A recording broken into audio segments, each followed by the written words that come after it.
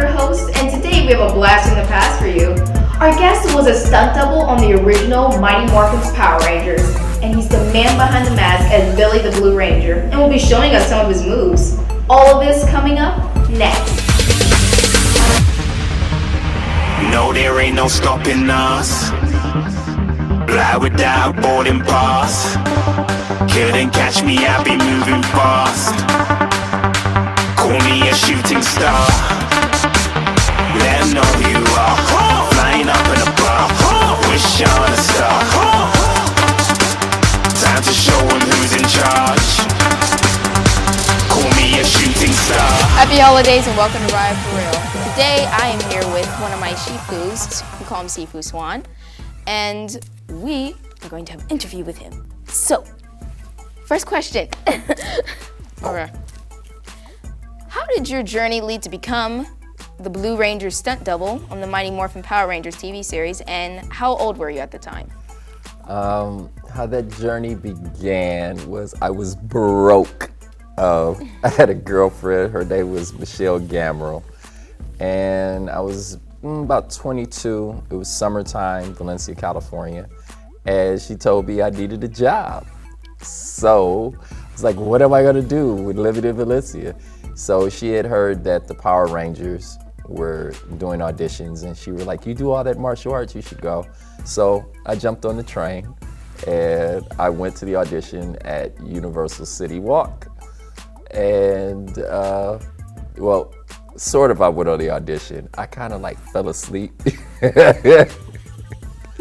And when I woke up, everyone was gone. So I gave my resume to a security guard. Yeah. Wow.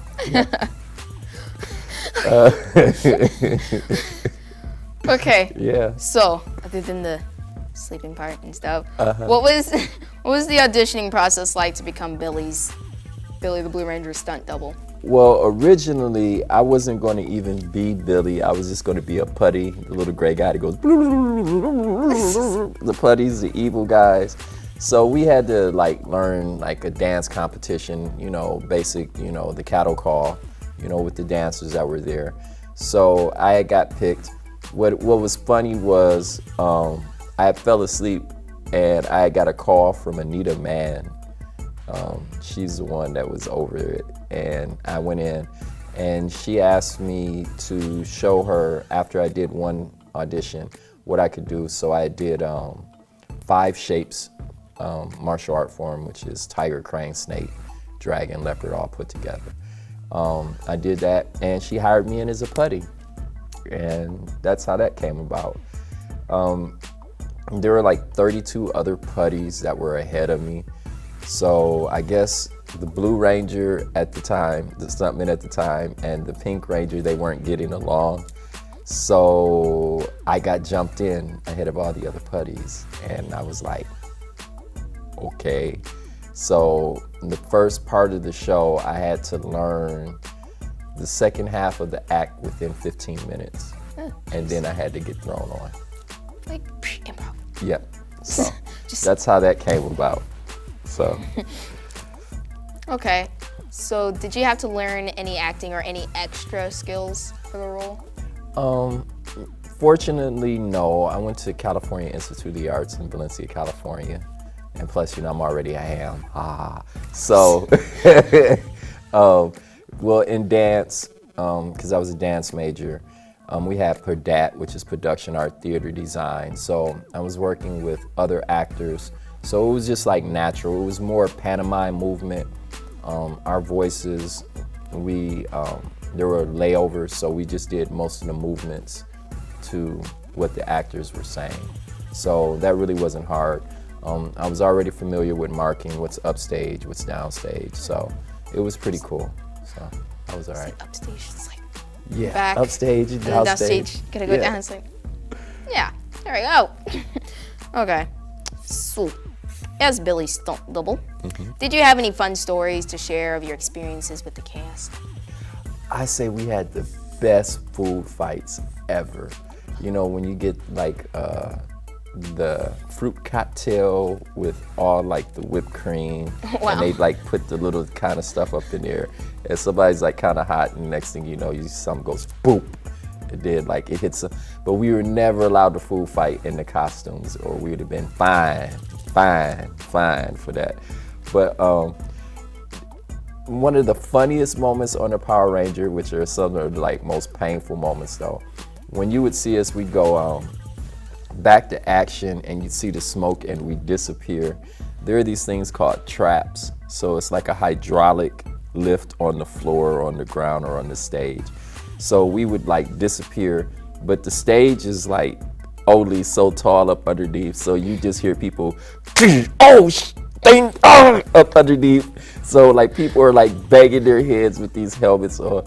It sounds painful, which it was, but it was so hilarious. I dinged myself. Like I was running one time because I was late, and I caught like a cross beam, and like I swore I was knocked out for like about 5 minutes, and everybody was just like looking at me, cracking up, like, "You okay?" And I was like, "Yeah, I think so."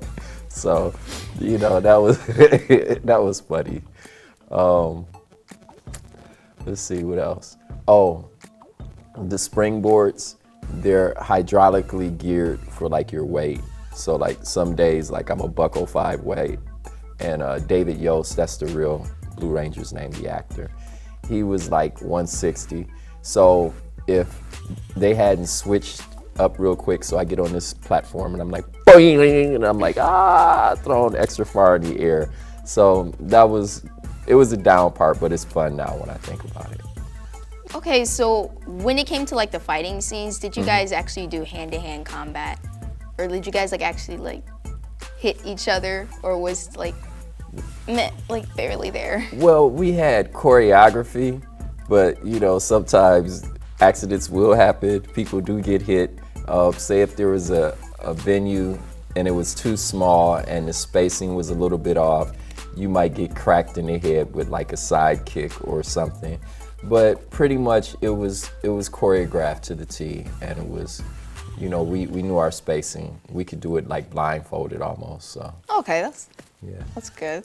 yeah. Okay. So we have a picture of you doing your days with the Mighty Morphin's Power Rangers and stuff like that. So can you describe some, there they are. Can you describe some of the people in the picture and where you guys were? Okay, well, this picture, this was like a rare shot, us for being like the live stage performers and stunt people to have our helmets off. We were doing Regis and Kathy Lee. This picture had to be a shot probably like about 7 o'clock in the morning. We'll start with the Black Ranger. His name is Barry Youngblood. He's from Arkansas. The Yellow Ranger is Stephanie Crawford. The Red Ranger, that's Jerry Means. The White Ranger, that would be Derek Jackson, aka Cooley. Stephanie Randall is the Pink Ranger. And right there in the blue, that young guy there is myself, T. Henderson. And that was like a really interesting morning because I had just woke up and I was like running really late, and I made it on time. But yeah, that was for Regis and Kathy Lee. Oh, so cool. What was your favorite episode to work on and why? All of them were my favorite episode because I got paid. Yes. No, I would have to say the favorite one is when Rita Repulsa first got introduced. She, to me, she brought a little more spice to the show. I was around when Boo Boo Squad and all those guys were around. But my favorite of all the favorites though, even though, you know, I didn't tell you, it would have to be the very first episode. Oh. How they got to be. It would be the first one. Yep. Yeah. What was your biggest challenge as the stunt double while working on the series? My biggest challenge was learning to deal with travel and time. Like, a lot of people think it's like really, it is glamorous to like be on a bus, to jump on a jet airplane. But when you're like from television, you're just in the studio and you go back home or you can go to your trailer. But when you're doing like live stage, it's a whole different monster because you have to scarf down food, you have to be on your mark on time. It's a one take only. There are no time for goof ups. And so many children, like thousands and thousands and thousands and thousands of children. So no matter how you were feeling, if you had a head cold, if you had a sprained ankle, it's time for the show. It's time to perform. The show It must go on. It must go on. And I've like remember like scarfing down like a half a steak and potatoes and like green beans with a piece of pie in my mouth, and the lights are coming up and I'm on stage trying to like swallow all this at the same time before. So yeah, but I got the helmet on, so yeah, so that's about it. Are you willing to show us some of your Power Ranger moves and maybe even some self-defense moves that like help young kids like me? Well, see, I was Triceratops, so I guess, you know, the Triceratops move, you know, when I would. So that was my move for Triceratops. And with the self-defense, yeah, no problem. Okay. Well, we're on the floor. Shall we dance?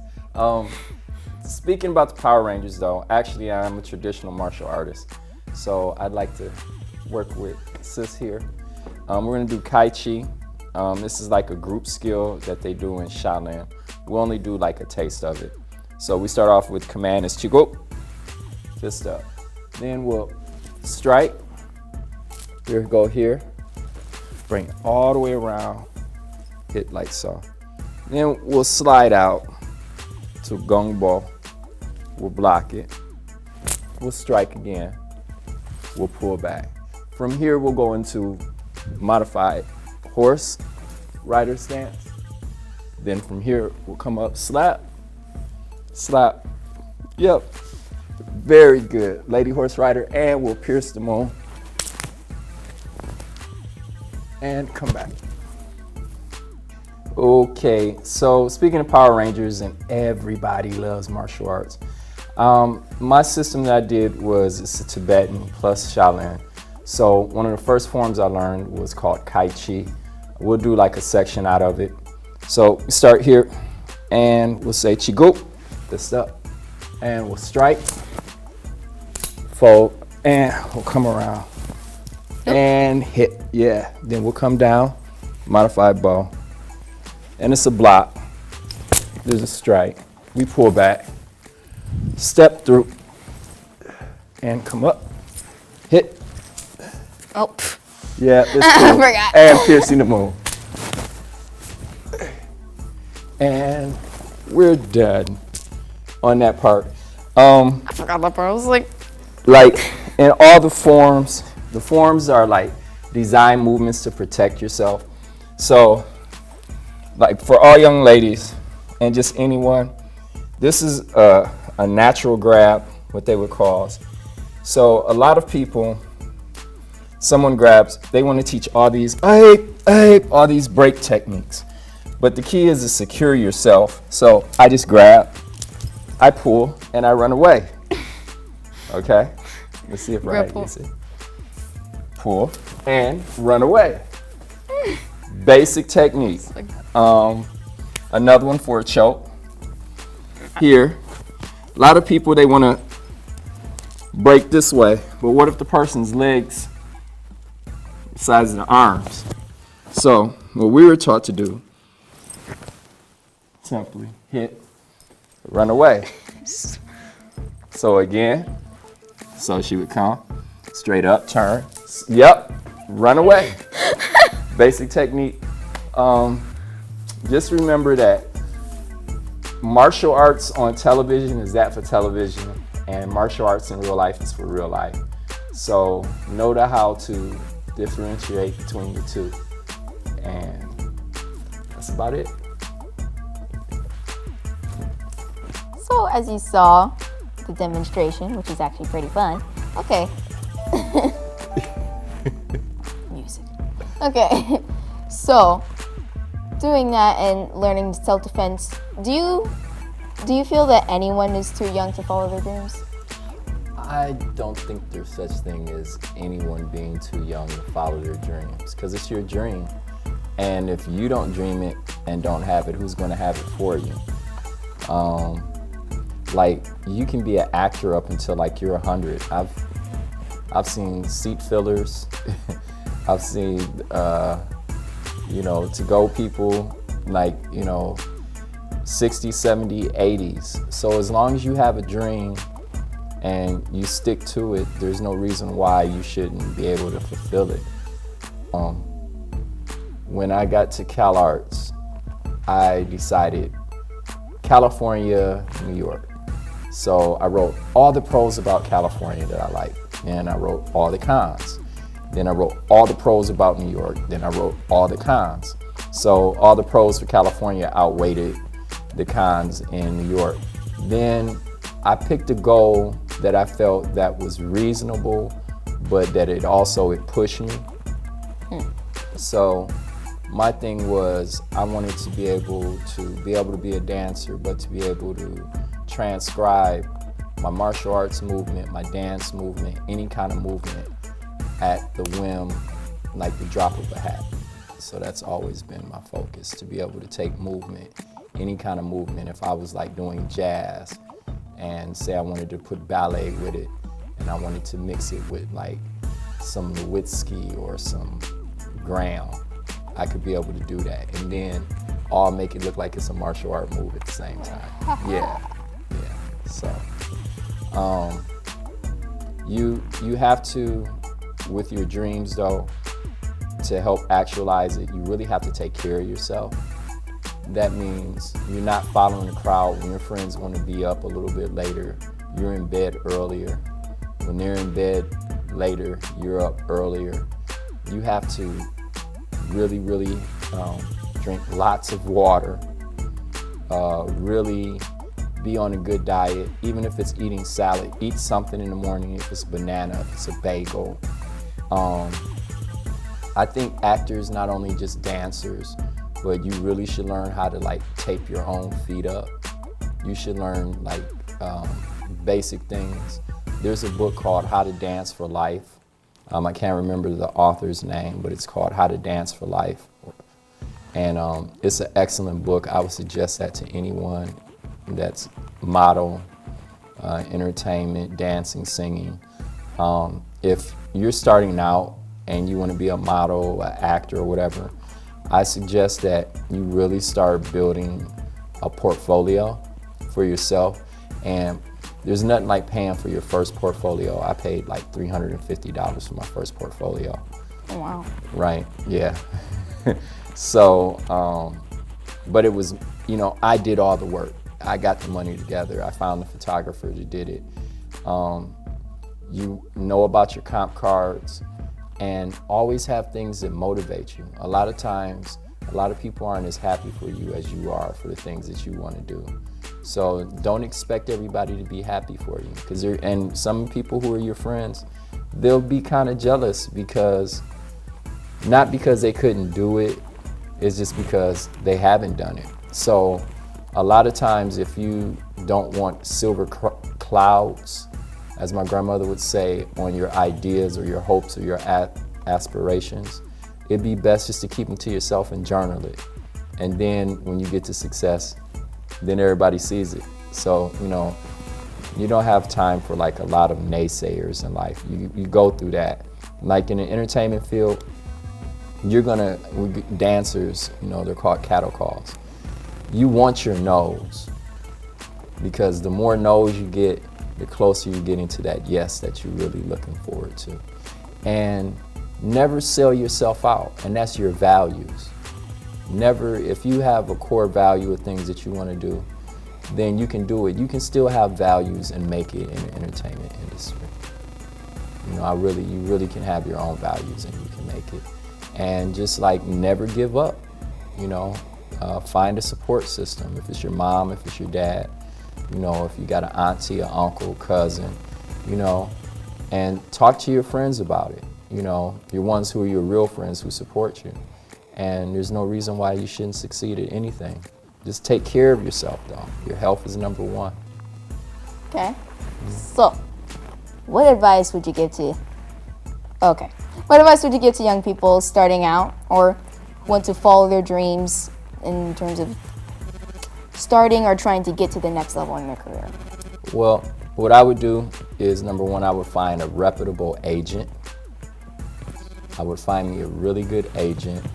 An agent should never take more than 12%, 10 to 12%.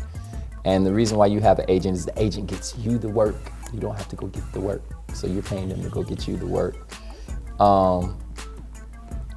And try not to multitask too much.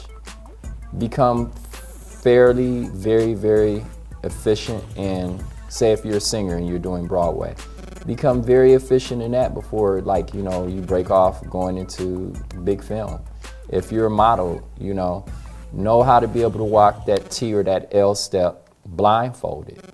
Know how to be able to, you know, stitch up something yourself while you're back there. What I'm saying basically is learn everything you need to learn that's dealing with your trade or your craft so that you're indispensable. Make yourself indispensable. Yeah. Okay. What are some projects that you're working on in the new year?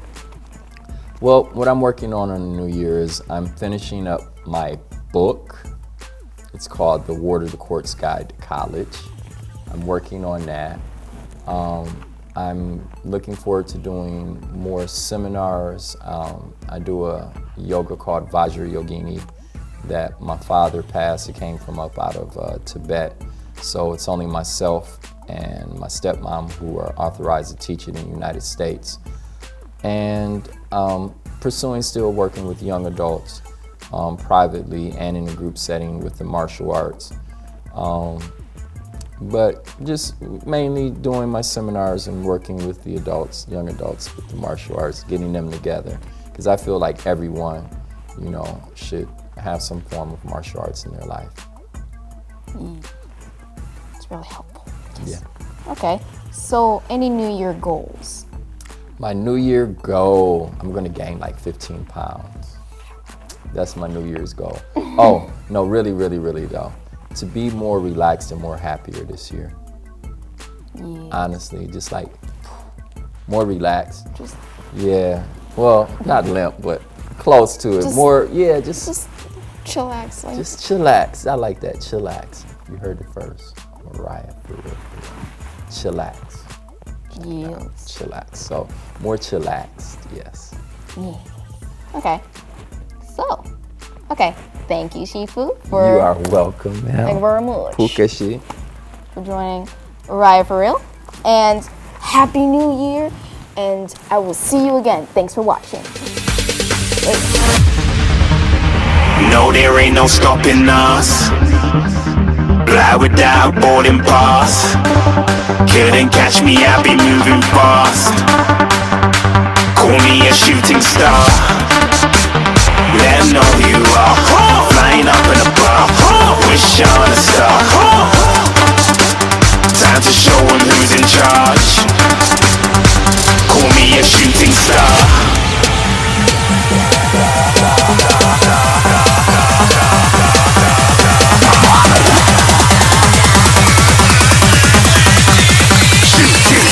Didn't even get looking at a shooting star. Got more than a couple of people going mad. I swear they're rooting hard.